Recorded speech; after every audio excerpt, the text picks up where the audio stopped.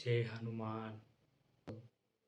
Varanasi cinema title వచ్చి నుంచెల్లి, teaser వచ్చి నుంచెల్లి వారణాసి 2027లో రిలీజ్ అవుతుంది. డెఫినెట్గా ఈ సినిమా ఎంత పెద్ద హిట్ అయ్యో మనందరికి తెలిసిందే. టీజర్లో చూసినట్టు కాళికాదేవి, అడవులు, రాముడిగా ఈ సినిమాలో జై హనుమాన్. వారణాసి ఈ సినిమా ఎంత పెద్ద భారీ బడ్జెట్తో తెరకెక్కుతుందో మీకు తెలిసిందే. ప్రియాంక చోప్రా చెప్పింది, ఈ సినిమా ట్రైన్ ట్రావెల్ లాగా ఉంటుంది, రియల్ హ్యామాక్స్ విజువల్తో ఉంటుంది. సో వారణాసి సినిమా టైటిల్ వచ్చి నుంచెల్లి, టీజర్ వచ్చి నుంచెల్లి ఈ సినిమాపై భారీ అంచనాలు ఉన్నాయి. సో ప్రతి ఒక్క పోస్టర్, సినిమా పోస్టర్లు చాలామందికి హైప్ ఇచ్చాయి.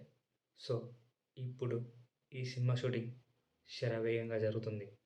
సో వీళ్ళు చాలామంది వారణాసి కోసం బాగా వెయిట్ చేస్తున్నారు. సో వారణాసి 2027లో రిలీజ్ అవుతుంది. డెఫినెట్గా ఈ సినిమా బ్లాక్ బస్టర్ అని చెప్పాలి. ఎందుకంటే రాజమౌళి అండ్ మహేష్ కాంబినేషన్లో వస్తున్న మొదటి cinema. Global heroine Priyanka Chopra, Prithviraj Sukumaran ఇందులో కుంభాగా చేస్తున్నాడు. ఆ సాంగ్స్ ఎంత పెద్ద హిట్ అయ్యో మనందరికి తెలిసిందే.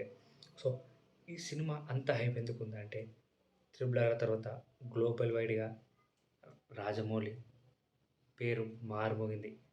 నాటు నాటు పాటకి ఆస్కార్ అవార్డు కూడా వచ్చింది.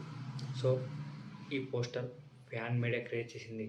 సో డెఫినెట్గా అసలు ఎలా ఉంటుంది, టీజర్లో చూసినట్టు కాళికాదేవి, అడవులు, ఆఫ్రికా, మంచు పర్వతాలు, వారణాసి, ఇలా ప్రతి ఒక్కటి డీటెయిల్గా ఉంది.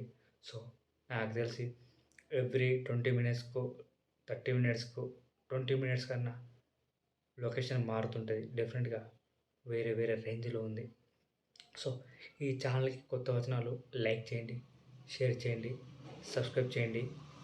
వారణాసి అని కామెంట్లో చెప్పండి. సో మహేష్ పర్ఫార్మెన్స్ వేరే లెవెల్లో ఉంటుంది. రాముడిగా ఈ సినిమాలో 20 మినిట్స్ వరకు ఉంటాడని తెలిసింది. సో రాముడు అంటే నాకు తెలిసి ఒక ట్రైన్ ట్రావెల్లో ఉంటుంది. So Varanasi Antarctica. మహేష్ పాత్ర ఎలా ఉంటుందో చూడాలి.